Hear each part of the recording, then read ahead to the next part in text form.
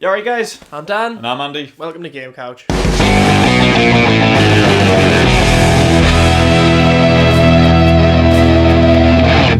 G'day my friends, today we're going to be taking a little look at Gearbox Softwares, outsourced to Timegate and published by Sega, Aliens Colonial Marines. Now, most of you will probably be familiar with the bullshit that surrounded this game coming out. It's taken 6 years to develop because of outsourcing and going back and forth and setbacks and lots of shit like that. And this review is a week late because of bullshit to do with the delivery. Fuck you, Royal Mail. Fuck you. And because of this, you've probably read reviews or seen reviews already, or at least seen some Let's Plays. So because of that, we're going to skip our usual pre-game breakdown and just get straight to the meat. Set after the events of James Cameron's Aliens, your character, Corporal Chris Winters, is awoken from cryosleep aboard a USCMC vessel investigating the USS Sulaco. For those of you that don't remember, that's the big ship the Marines arrive at LV-426 on at the beginning of Aliens. The mission's simple: search and rescue / recon. So you and your team of ultimate badasses hop aboard the Sulaco and begin investigating what's been happening. But of course, the Weyland-Yutani Corporation have already shown up and started their own research, and they have their own agenda that contradicts the Marines' mission. This begins a three-way war across the Sulaco and LV-426, including locations such as Hadley's Hope from the film and a derelict ship from the first movie, allowing the game to throw some cool references from the franchise.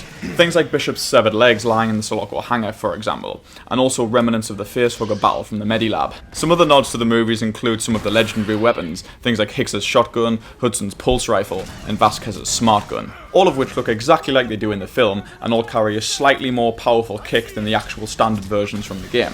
As you progress through the game, you can customize the appearances and the attachments of these weapons by collecting XP from completing challenges. One of the first things you'll notice about ACM is it isn't really that scary. Your first encounter with an alien's a bit anticlimactic, but in all fairness, we all already know what they look like and how they attack, so building tension from something that you're expecting to happen right from the beginning is a bit tricky. Fortunately though, shooting the Xenos is actually pretty fun. All of the sound effects from the guns and the aliens themselves come straight from the film, giving it an authentic feel, and the cheesy back and forth dialogue fits well with the uber badass arrogance of the Marines. The aliens come in a few varieties, some of which we're already familiar with from the films, such as the Warrior and the Queen, but there's quite a few new ones stuck in there as well, like the Spitter and the Crusher.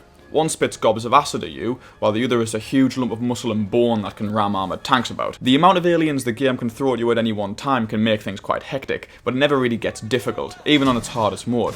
This is a bit of a disappointment, but let's face it, it's no more difficult than Modern Warfare 3's Veteran mode, which Dan managed to breeze through in a day. I wonder how many times we're going to hate on Modern Warfare 3 single player before we stop making these videos. It's fucking dreadful, and what do people expect? Colonial Marines falls pretty neatly into the competent shooter category without ever actually becoming great. There are a few moments of tension, however. A mission which you must navigate a sewer system full of blind, half-dead aliens called husks. Aren't they called boilers? What? Boilers. But they say husks in the game. Yeah, but the husks are from Mass Effect. It's a stupid name anyway, forget about it. Yeah. Anyway, yeah, the mission with the boilers is a standout. You've got to move slowly and quietly so you don't attract them to your position, and if they do come up to you, you've got to stand utterly still while they're literally staring at your face before deciding they were hearing things and buggering off. These, however, only serve as frustrating reminders of what the game could have been. Aside from that, there's very little in the way of variety. It's mostly just go here, shoot a shitload of Xenos or mercenaries, repeat. There are one or two boss fights thrown in now and again, but they're just bigger versions of normal Xenos, and it takes no real skill to beat them, just a shitload of bullets. ACM's multiplayer is pretty bog standard. It's not awful, but it can be pretty forgettable. Navigating the environments while an alien can be a bit of a pain in the arse when the game doesn't tell you exactly what you can and can't climb on.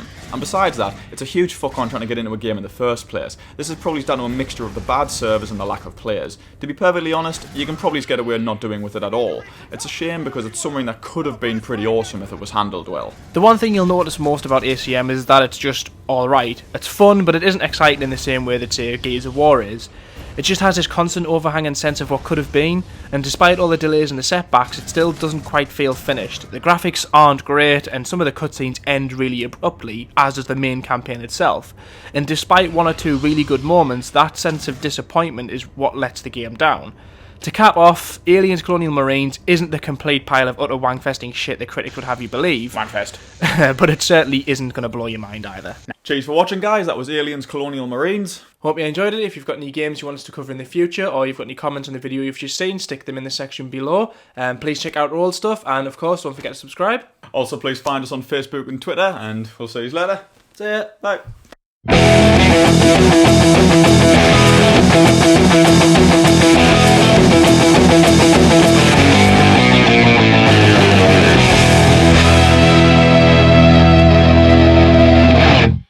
Some other nods to the movies include the legendary weapons, things like Hicks's shotgun, Hudson's puss rifle. Puss rifle. That sounds ringing, doesn't it? Eat my puss rifle. Anyway.